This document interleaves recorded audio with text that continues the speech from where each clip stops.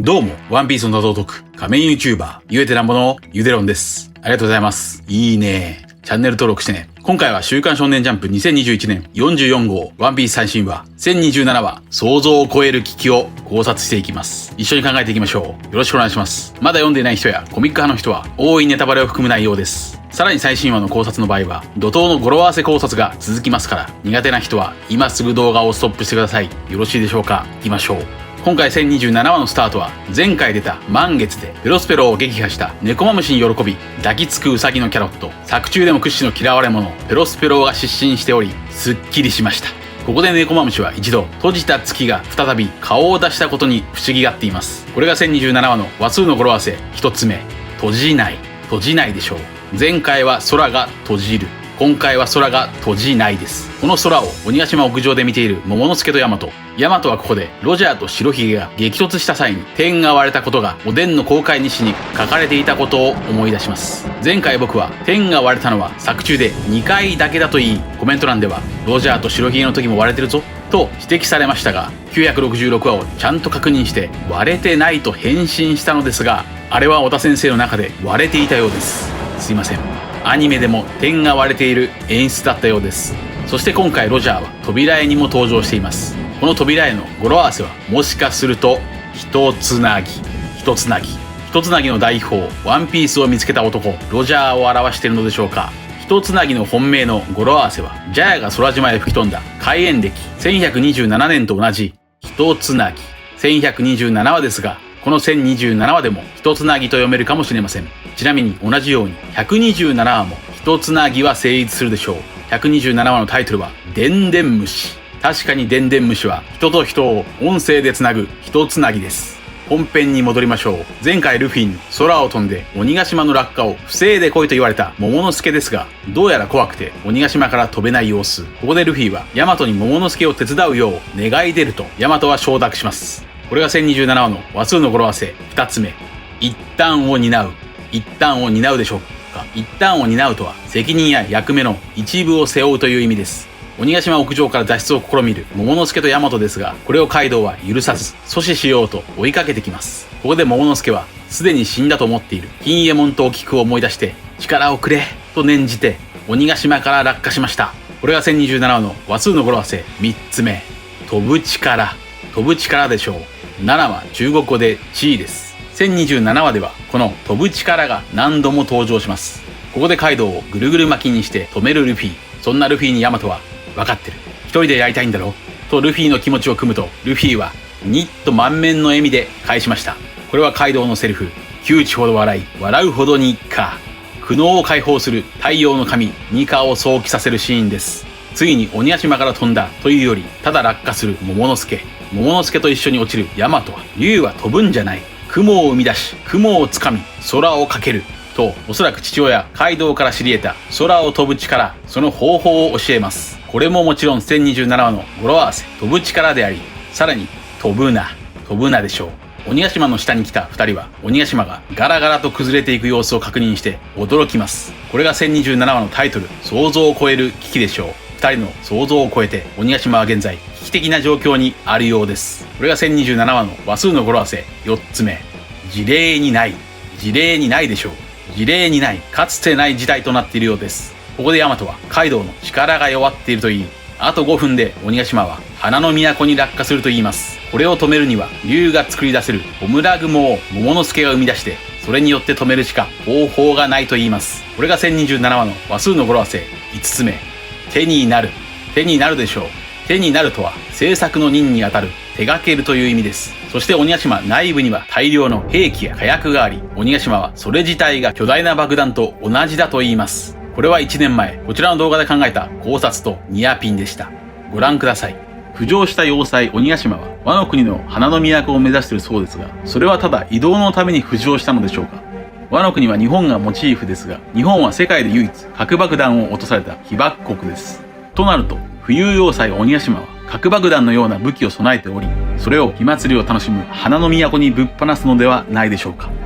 そもそもワノ国はなぜ花の都以外荒野なのでしょうか。カイドウが最強の侍たちを従わせるために浮遊要塞鬼ヶ島でワノ国のほとんどを荒野にした可能性です。それは島一つを吹き飛ばす古代兵器プルトンやゴッドエネルの雷号を想起させます。以前も考えましたが、カイドウはワノ国では明王と呼ばれ、神として祀られており、それはゴッドエネルとリンクします。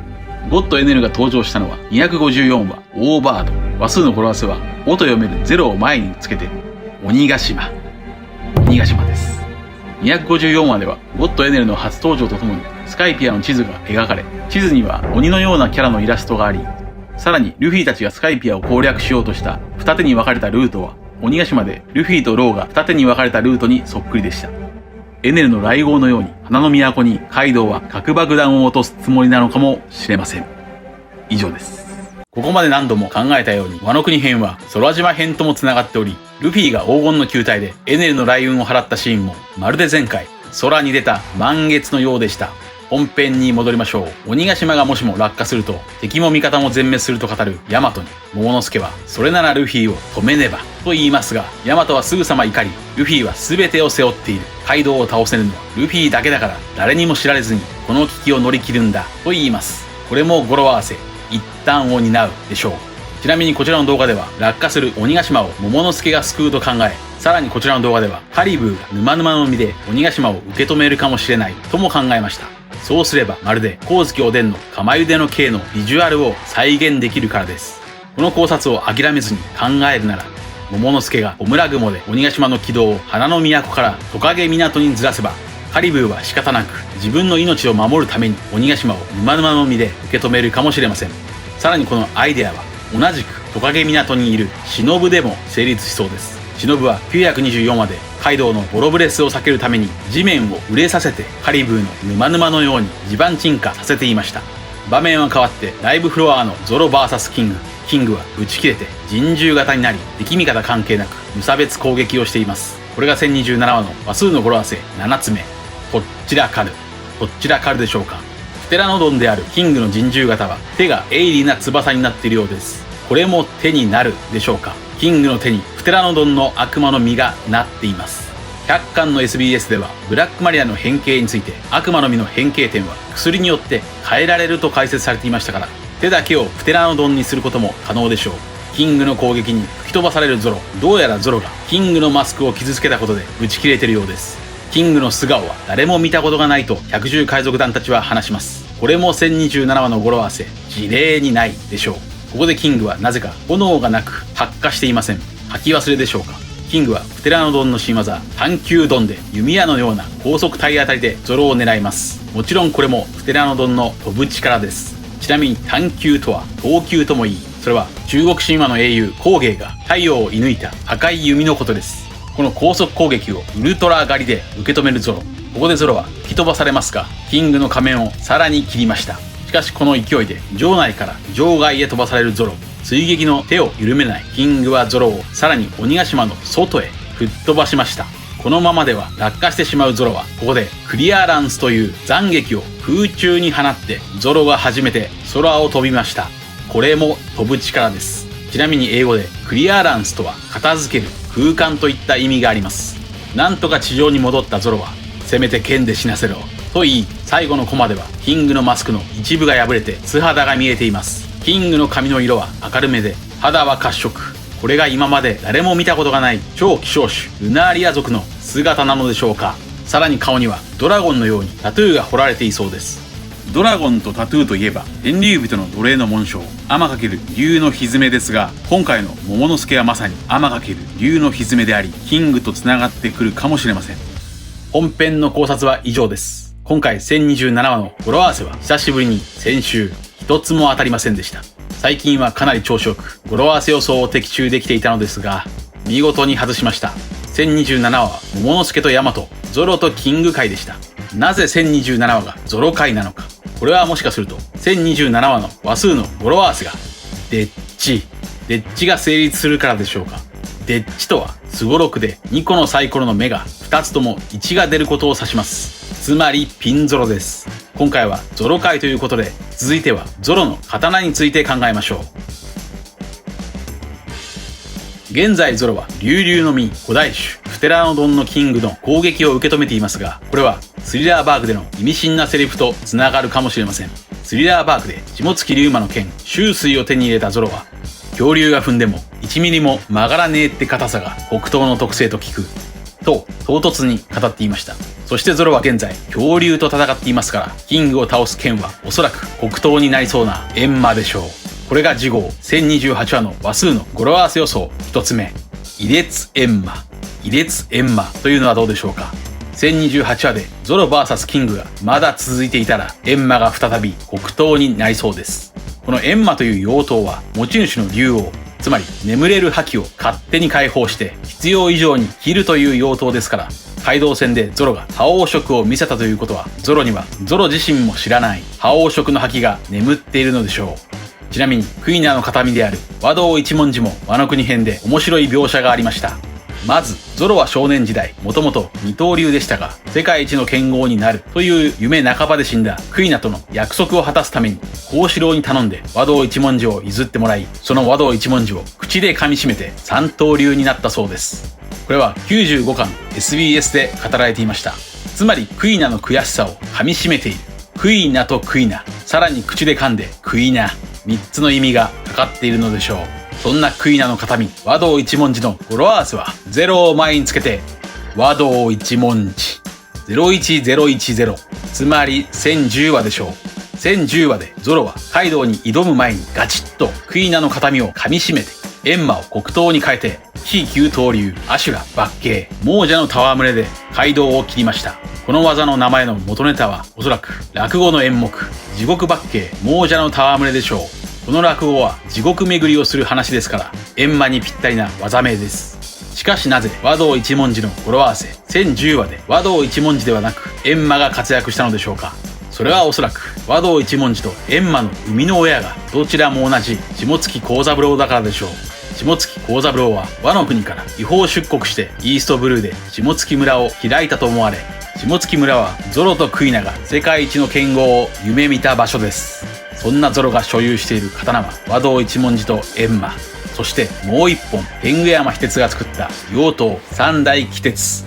しかし912話には天狗山秘鉄の祖先虎鉄が作った同じく妖刀二代鬼鉄が登場しています。この二代鬼鉄の位列は閻魔や和道一文字と同じ大技物です。つまり一番下の位列技物の三代鬼鉄だけが見劣りしています。このことからおそらくワノ国編の終わりにゾロは大技物二代鬼鉄を手に入れるのではないでしょうか。この可能性は以前も少し触れたように松で読み解けるでしょう。妖刀三代鬼鉄はローグタウンの一本松から譲ってもらいました。ということは妖刀二代鬼鉄は編笠村の巨大な一本松にいた天狗山秘鉄から譲ってもらうという表裏一体が成立します。そのように考えるとキングとの壮絶な死闘によって三代鬼鉄は曲がってしまうかもしれません。この伏線は再びスリラーバークのセリフです。恐竜が踏んでも1ミリも曲がらねえって硬さが黒刀ということは、逆に言えば黒刀以外は恐竜に踏まれて曲がってしまうと読み解くことができるかもしれません。